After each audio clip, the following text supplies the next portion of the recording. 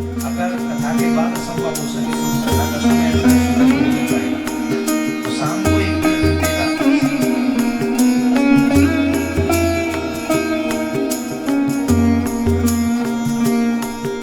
जब तक इस मकान की रजिस्ट्री में तुम्हारा नाम रहेगा तब तक तुम्हारा बेटा अपने आप को मालिक नहीं महसूस करेगा। और टाइम से पहले अगर बेटे को दे दिया तो तुम्हें फिर बुढ़ापे में कुछ मिलेगा कि नहीं, खाने को कोई गारंटी नहीं। ये भी सत्य है। राधे राधे बोलना ऐसे नहीं, जोर से। बात गलत तो नहीं कह रहा हूं मैं, दोनों ही अपनी जगह सही है ना। इसलिए जितने में जीवन निकल जाए उतना पेमेंट उठाओ, बैंक में ट्रांसफर करो और वृंदावन में वास करो। जब बेटा बहू कहे कि मिलने का मन है, बोले यहीं आ जाओ, चाय पियो, खाना खाओ, एक रात रुको और जाओ। हम वृंदावन के हो गए, हमें अब तुमसे कोई मतलब नहीं। क्यों ऐसा क्यों कर रहे हो? बोले ऐसा इसलिए कर रहा हूं कि यहाँ का संबंध तो निभा लिया, यहाँ की जिम्मेदारी तो निभा ली, अब मेरे आत्म कल्याण की जिम्मेदारी मुझे ही निभानी पड़ेगी, इसके अलावा कोई और नहीं आएगा।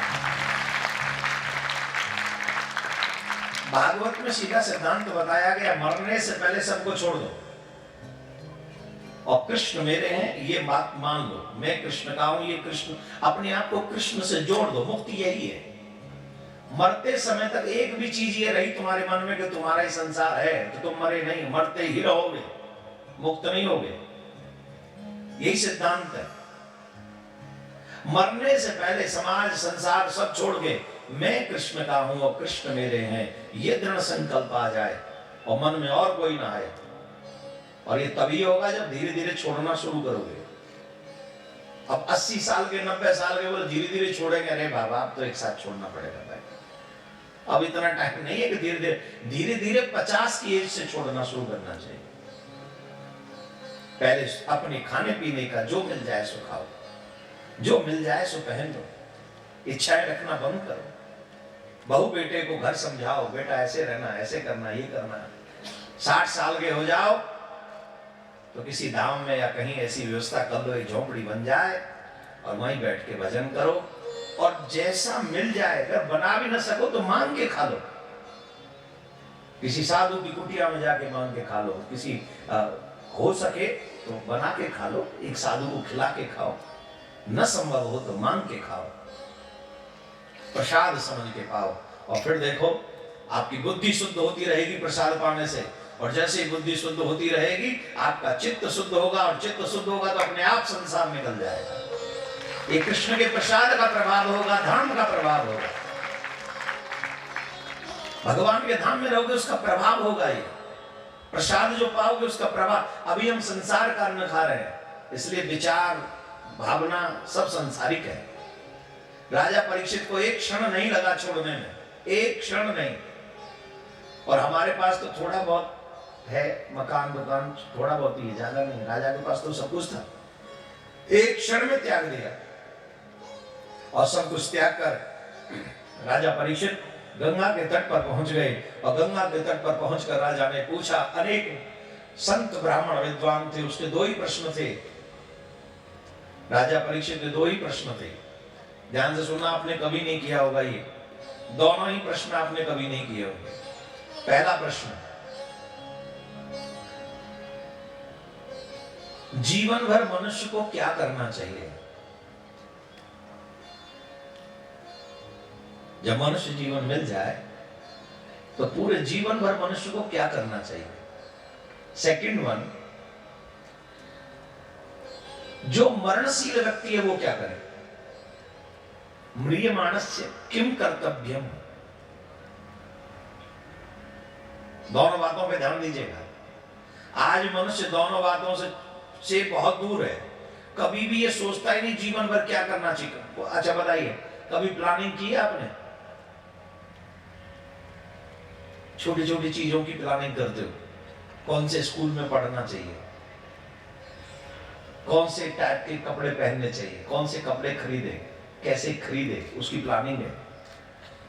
ज्यादा लंबी बात नहीं करते, छोटे से मोबाइल फोन की सिम भी खरीदे ना तो सोच प्लानिंग करते कौन सी कंपनी बेस्ट है, डाटा कौन सा अच्छा कंपनी देती है, नेटवर्क कौन सी कंपनी का ज्यादा अच्छा है? यस और नो? बोलो। Have you ever planned how to live life?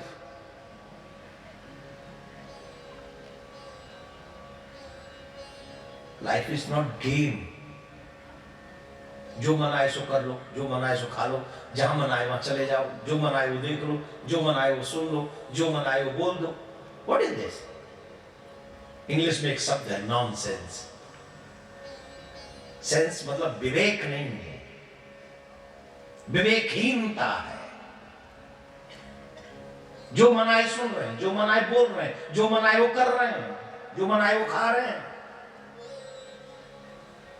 कई चीज तुम्हारे लिए नहीं बनी भाई।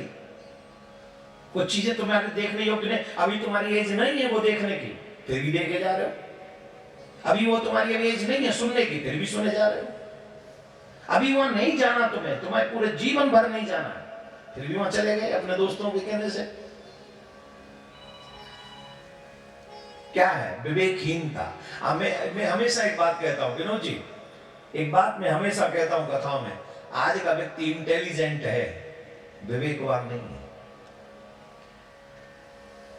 आपको समाज में इंटेलिजेंट लोग बहुत दिखेंगे, लेकिन विवेकहीन भी ऑलमोस्ट सब विवेकहीन है।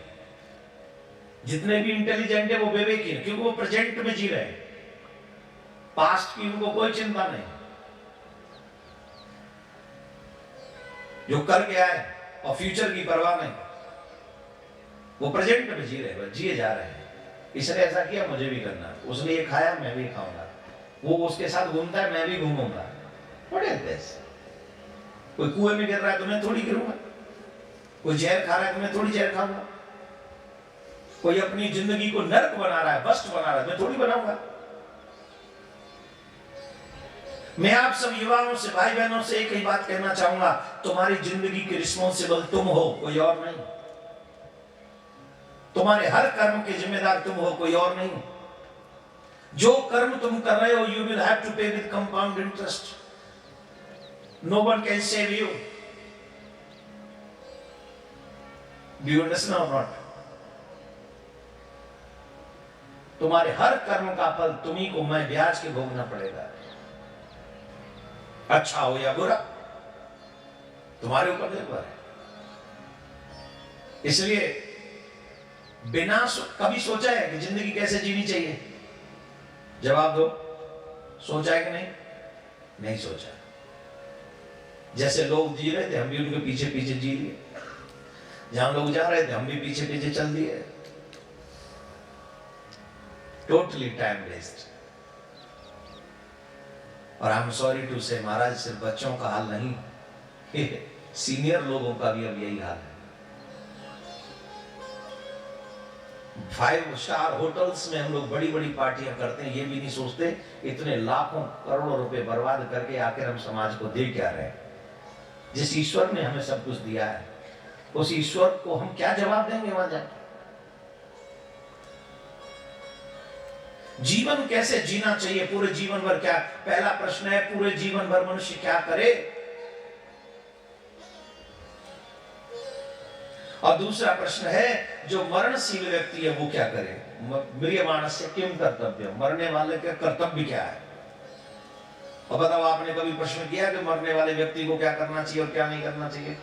किया कभी किसी से? आपने मुहूर्त पूछे, पंडित जी, हाँ जी बेटी का विवाह है, मुहूर्त बताओ। पंडित जी दुकान खोल रहे, मुहूर्त बताओ। पंडित जी बेटे की शादी है, ऐसा मुहूर्त निकालना बहू ऐसी आए जो हमारी खूब सेवा करे। पंडित जी घर बनाया है, प्रवेश कर रहे हैं, ऐसा मुहूर्त निकालो घर हमारे लिए शुभ हो। हाँ या ना? जवाब दो। इतने बुरे तरीके से भी मत दो, जरा रिस्पेक्ट वाला जवाब दो भाई। बोले जी, हाँ नहीं बोलो हाँ सा ऐसे बोल रहे। बोले ये, पर एक बात बताओ, ये जरूरी है कि तुम्हारी बहू तुम्हारी सेवा करेगी? मुहूर्त में दोषी में शादी हो गई, गारंटी है कि साथ में वो तुम्हारी सेवा करेगी? इस बात की गारंटी है दुकान चलेगी? इस बात की गारंटी है कि तुम्हारा घर तुम्हारे लिए शुभ होगा? इस बात की गारंटी है कि बेटी तुम्हारी रानी बन के राज्य करेगी? टेल मी, जवाब दीजिए। वैसे जो कुर्सी पे जवान बैठे हैं उनको एक और कार्य करना, अगर आप नीचे बैठ के सुनोगे तो ज्यादा जल्दी समझ में आएगा और आलस्य भी नहीं आएगा। सच्ची बता रहा हूं। जिनको लगता है कि हम नीचे आराम से बैठ सकते हैं, उनको नीचे बैठ के, और उसका लाभ है, ज्यादा लाभ है। ये कुर्सी सोफे बुजुर्गों के लिए है जिनको नीचे बैठने में असुविधा है। मेरी सिर्फ आइडिया है, बाकी करना आप वही जो आपको कंफर्टेबल लगे। कहां था मैं जी?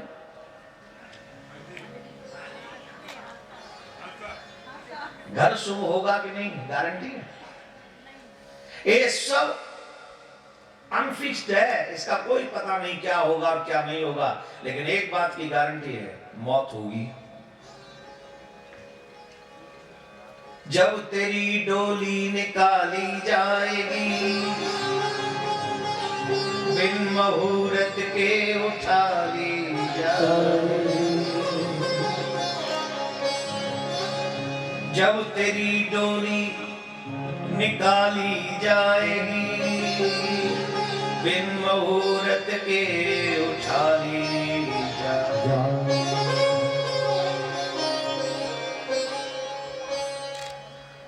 जर सिकंदर का यहाँ सब रह गया, मरते दम लुकमान भी ये कह गया, ये घड़ी हरगिज न टाली जाएगी। जब तेरी डोली निकाली जाए।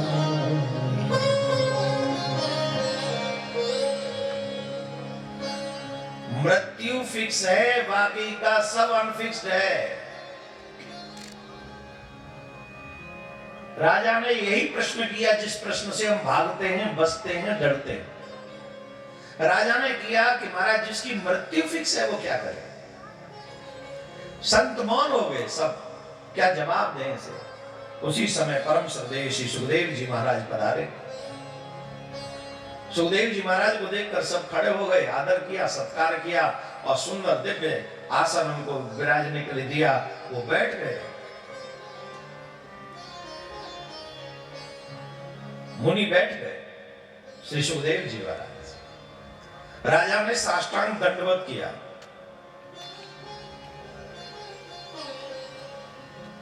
बच्चों, अपने माता पिता के आगे झुकना सीखो। 3 लोगों को प्रणाम साष्टांग दंडवत करनी चाहिए। भगवान को मंदिर में जाओ तो सिर्फ हाथ जोड़ के मत निकलो। एवरी डे परमात्मा को कम से कम एक बार साष्टांग दंडवत करनी चाहिए। साष्टांग पूरे लंबे होके। माता बहनों को नहीं करनी, माता बहनों को नहीं, माता बहनों को अर्ध प्रणाम करना चाहिए। अर्ध प्रणाम का मतलब है घोंटू के बल बैठकर सर पृथ्वी पर टिकाकर प्रणाम करें, पूरी प्रणाम नहीं करना। भाइयों को, पुरुषों को साष्टांग पूरा लंबा लेट कर प्रणाम कर।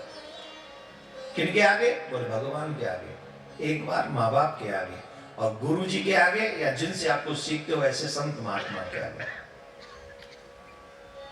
आप अगर एक प्रणाम भी एवरीडे करते रहे, कोई पाप तुम्हारे सर पे बाकी नहीं बचेगा। इसी मनुष्य जीवन में अगर आपने 11 साल भी कंटिन्यूस ऐसा कर लिया, तो मैं दावे से कहता हूं आपके जन्म जन्मांतर के पाप इसी मनुष्य जीवन में समाप्त हो जाए। लेकिन दुर्भाग्य देखो, आज का मनुष्य झुकना नहीं चाहता। आप आज के मनुष्य से मिलके देखो, ये धर्मराज के पथ पर नहीं है, ये दुर्योधन के पथ पे है।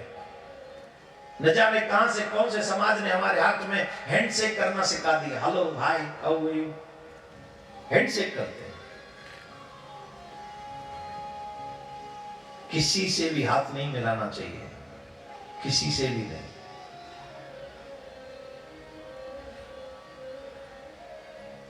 कोरोना काल में सीख ही लिया होगा कुछ तो।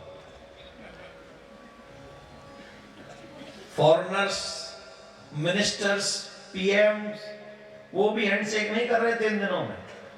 क्या कर रहे थे? नमस्ते। अब कहां से आ गया नमस्ते? अब कहां से आ गए? बड़े हीरो बनते थे, लगो गले आओ, अब आप करो ना, नहीं नहीं नहीं, कोरोना कोरोना, ये तो हम पहले से कह रहे थे करो ना करो ना करो ना, हैंड शेक करो ना, हम तो पहले से रो रहे थे, अब करो ना, हम तो पहले से कह रहे थे। हमारे ऋषि मुनि तो कब से कह रहे हैं ये सब करो ना, पर माने का तुम करते रहे तो आ गया कोरोना, अब झेलो बेटा। अच्छा, इस चीज से हमारे ऋषियों का विज्ञान कितना गजब का सिद्ध हुआ। हमारे ऋषि कहते हैं अगर तुम किसी को टच करोगे, किसी को हैंडशेक करोगे, तो सभी के अपने अपने वाइब्रेशंस होते हैं, नेगेटिव एंड पॉजिटिव वाइब्रेशंस होते हैं। जब when you touch the any person, तो उसके जो नेगेटिव पॉजिटिव वाइब्रेशंस है वो तुम्हें टच करते हैं। और किसी गंदे आदमी को अगर तुमने टच किया, नेगेटिव वाइब्रेशंस वाले को, तो धीरे धीरे अगर तुम जब जब मिलोगे तब तक करोगे तो वो नेगेटिव वाइब्रेशंस तुम्हें नेगेटिव बना देंगे। इसलिए करो ना, हैंडशेक करो ना, दूर से राधे राधे बोलो, राम राम बोलो, हाथ जोड़ के नमस्ते करो, बस ये हमारा ऋषियों ने हमको समझाया। मैंने बच्चों को बताया 3 लोगों को साष्टांग दंडवत अवश्य किया करो। राजा ने, हम राजा की तरह तो इतने बड़े विद्वान भी नहीं है और इतने बड़े धनवान भी नहीं है, झुकने से कोई मूर्ख नहीं होता, झुकने से हमेशा महानता होती। एक शेर हम बोला करते हैं, आप बहुत अर्ज करें करें।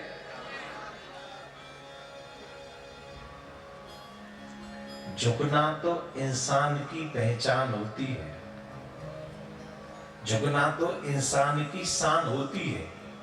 क्या होती है? झुकना तो इंसान की शान होती है, अकड़ मुर्दे की पहचान होती है।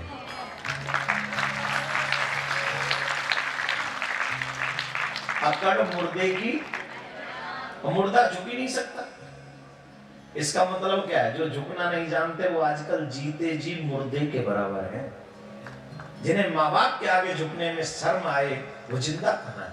जिन्हें भगवान के आगे झुकने में शर्म आए वो जिंदा कहाँ है? जिन्हें अपने साधु संत महात्माओं के आगे झुकने में शर्म आए वो तो मुर्दा ही है। क्या है? क्या है? आप कौन हो? बोलो जिंदा। बोला हम जिंदा है, सीखने की कोशिश कर रहे हैं। सुखदेव जी महाराज को साष्टांग दंडवत किया। दंडवत करने के बाद में राजा परीक्षित ने हाथ जोड़कर प्रश्न किया, अतः पृच्छामि संसिद्धिं योगिनां परमं गुरुं पुरुषस्य यत् कार्यं म्रियमाणस्य सर्वथा यत् श्रोतव्यं अतो जप्यं यत् कर्तव्यं न हि प्रभो। हे प्रभु, म्रियमाणस मनुष्य को, मरने वाले मनुष्य को क्या करना चाहिए? जो मरणासन है वो क्या करे? ध्यान से सुनना, कितने गजब की बात है। आजकल के बच्चों को ये बात कोई सिखाता नहीं। श्री परीक्षित जी महाराज पूछ रहे हैं उसे क्या सुनना चाहिए, उसे क्या जाप करना चाहिए, उसे किसका भजन करना चाहिए और उसे किसका त्याग करना चाहिए? कृपा करके बताइए। प्रश्न, वो किसका श्रवण करे? क्या आजकल के बच्चे सोच समझ के श्रवण करते हैं कि ये सुनने लायक है कि नहीं? एक कोई फ्रेंड कुछ भी भेज दे, फॉरवर्ड कर दे, कुछ भी, अरे सुन, वो बोले भी ना तो भी सुन दे, क्या भेजा इसने?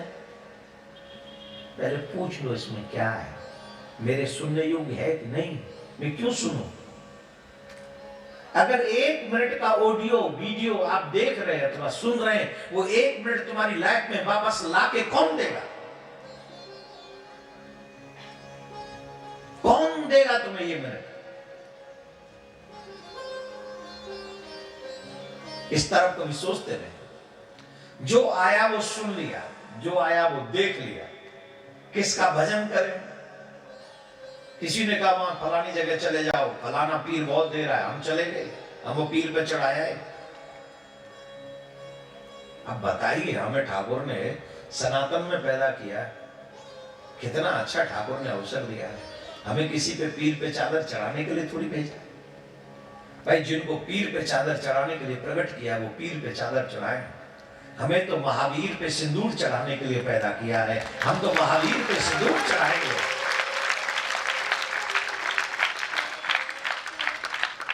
I am not against Pir and पैगंबर, लेकिन मैं तो पैदा ही हुआ हूं अपने महावीर के लिए, कृष्ण के लिए, राम के लिए। तो मुझे महावीर से मतलब है, मुझे पीर से मतलब ही नहीं। मैं क्यों उनकी बात करूं, मैं क्यों जाऊं? जैसे पतिव्रता स्त्री अपने पति को छोड़कर किसी और की तरफ नजरें उठाकर नहीं देखती, वैसा ही सच्चा भक्त अपने इष्ट को छोड़कर किसी दूसरे की तरफ नहीं देखता। और जो सच्चा भक्त नहीं होता वही कभी इधर कभी इधर, कभी गंगा दास, कभी जमुना दास, कभी फलाने दास, कभी ढेमके दास। ऐसे दास नहीं होते, ये तो टाइम पास होते हैं। जिनकी सच्ची डेडिकेशन है वो कभी इधर उधर नहीं भटकेंगे, वो तो एक जगह लग गए तो लग गए। माता बहन ध्यान दें, जितनी भी बहन बेटियां यहां पर बैठी हैं, आपको एक बहुत अच्छी बात बता दूं, आपकी रोल मॉडल कोई भी बॉलीवुड की एक्ट्रेस नहीं हो सकती।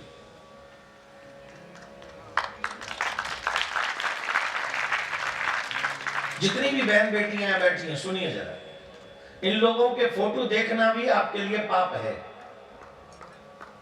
क्योंकि किसी भी दिन इनके फोटो देखने के बाद आपके मन में आ गया कि मुझे भी ऐसा ड्रेस पहनना है, वहीं से आपके विचारों का जो है वो दूसरे मार्ग पर जाना प्रारंभ हो जाएगा। ये हमारी रोल मॉडल नहीं हो सकती। हमारी रोल मॉडल हो सकती है कौन?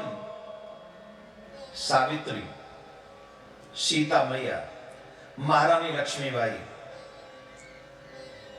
कौन सी चावला थी?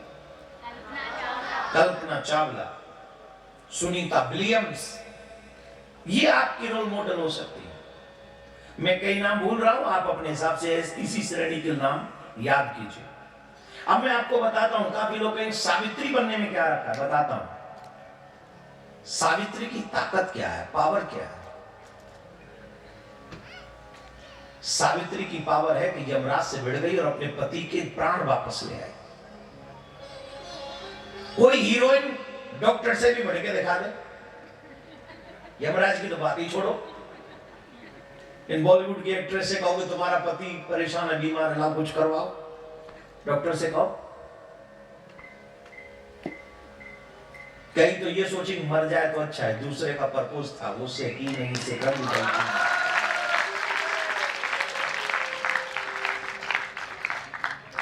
ये मरे तो देखें दूसरा कोई मिले।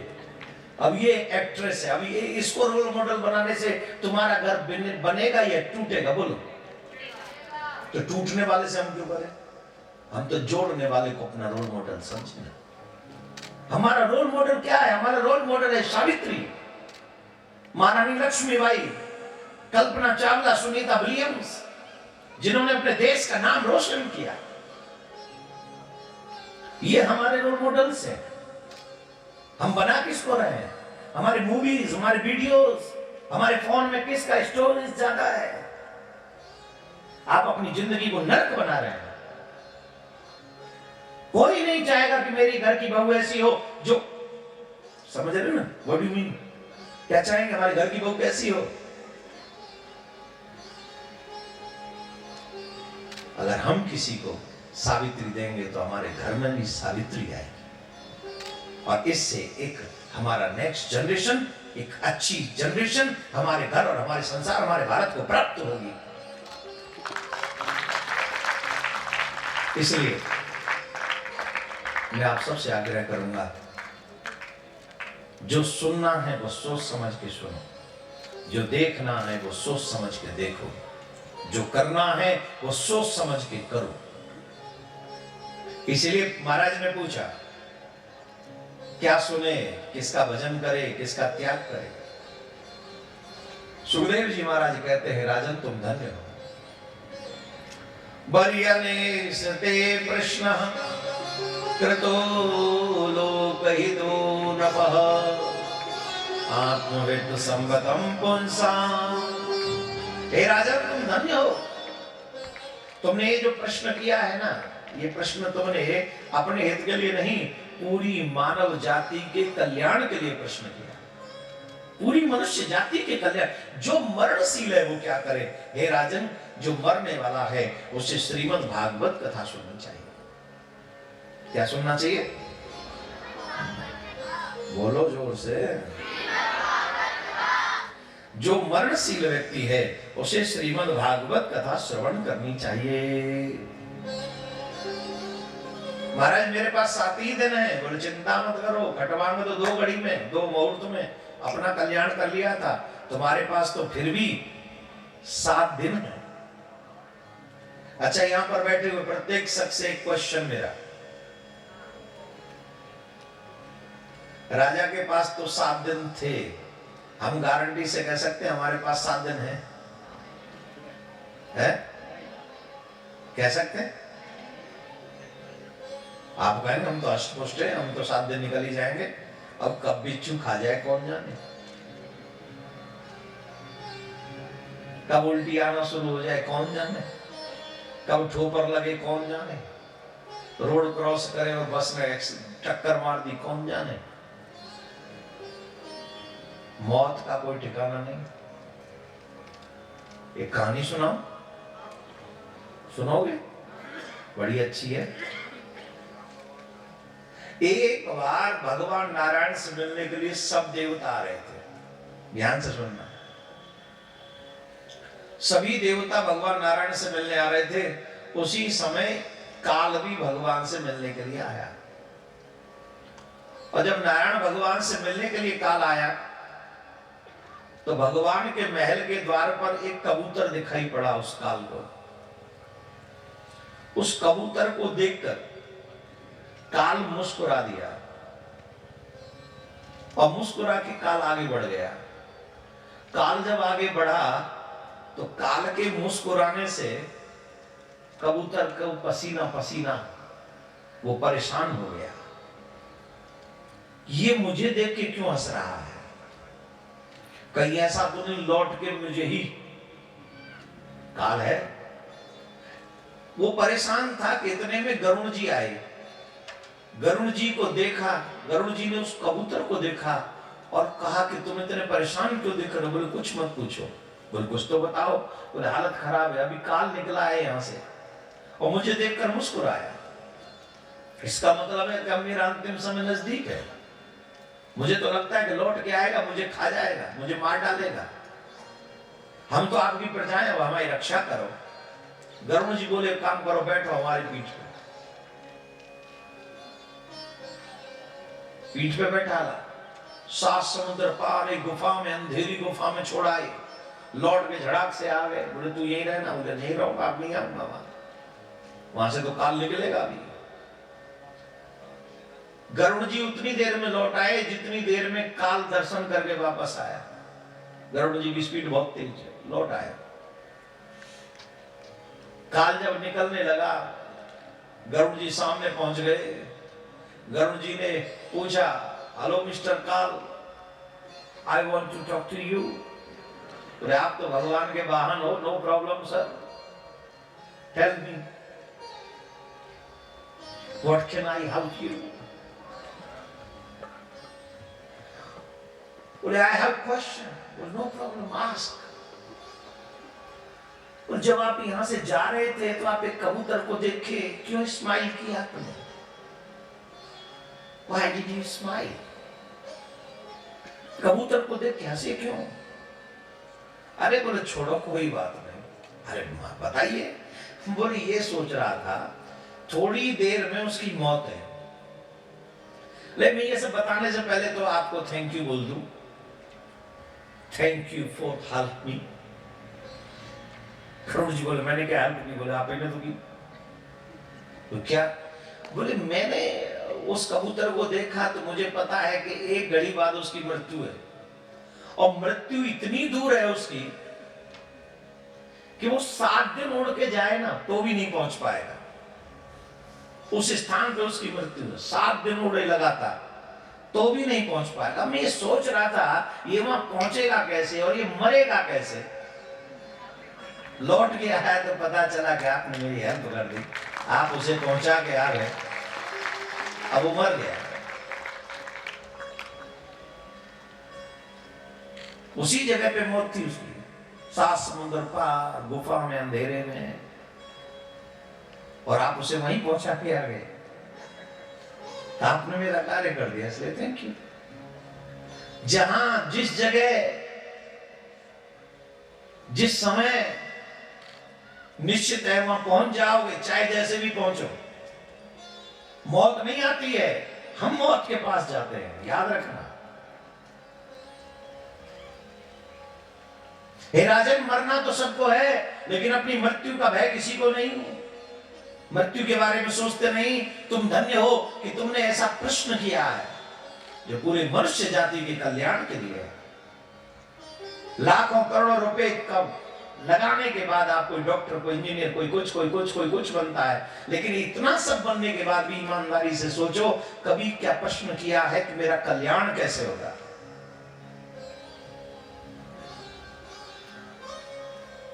हे राजन, तुमने बहुत अच्छा प्रश्न किया। भागवत कथा सुननी चाहिए। गुरुदेव सुनाओ तो भगवान की इस भागवत कथा को श्री सुखदेव जी महाराज ने प्रारंभ किया। राधे राधे राधे राधे। श्री राधे प्यारी, श्री राधे प्यारी, श्री राधे प्यारी, श्री राधे प्यारी, निको लागे तेरो नाम, श्री राधे प्यारी, निको लागे तेरो नाम, श्री राधे प्यारी, निको लागे तेरो नाम, श्री राधे प्यारी, श्री राधे प्यारी, श्री राधे प्यारी, श्री राधे प्यारी, श्री राधे प्यारी, श्री राधे प्यारी, श्री राधे प्यारी, श्री राधे प्यारी, निको लागे तेरो नाम, श्री राधे प्यारी, निको लागे तेरो नाम, श्री राधे प्यारी, निको लागे तेरो नाम, श्री राधे प्यारी।